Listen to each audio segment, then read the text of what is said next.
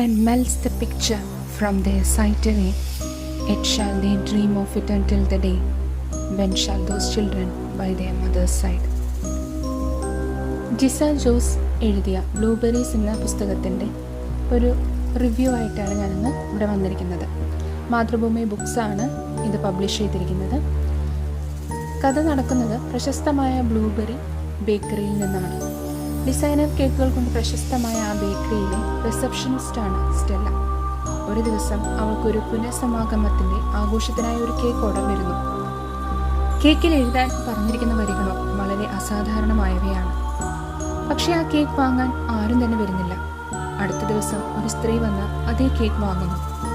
പിന്നീട് സ്റ്റെല്ല അറിയുന്നത് ആ സ്ത്രീ അതേ ദിവസം തന്നെ കൊല്ലപ്പെട്ടു എന്ന സത്യമാണ്. ഈ സംഭവത്തോടു കൂടി കഥ ഒരു മിസ്റ്ററിയായി മാറുന്നു. സ്റ്റെല്ലയും അവരുടെ 2 സുഹൃത്തുക്കളും ചേർന്ന് ആ മരണത്തിന് പിന്നിലെ കാരണവും കേക്കിൽ എഴുതിയിരിക്കുന്ന അതിഭിന്നമായ വരികളുടെ അർത്ഥവും അന്വേഷിക്കാൻ തുടങ്ങുന്നു. ഒരു സ്ലോ പേസ് കഥയാണ് ബ്ലൂബെറീസ്. വളരെ സബ്റ്റിലായിട്ടാണ് മിസ്റ്ററി അൺഫോൾഡ് ചെയ്യുന്നത്. വലിയ ട്വിസ്റ്റുകൾ പ്രതീക്ഷിക്കുന്നവർക്ക് ഇതല്പം മന്ദമായി തോന്നാം. ബ്ലൂബെറീസ് ഒരു വലിയ ക്രൈം സ്റ്റോറി ആവാൻ ശ്രമിക്കുന്നില്ല.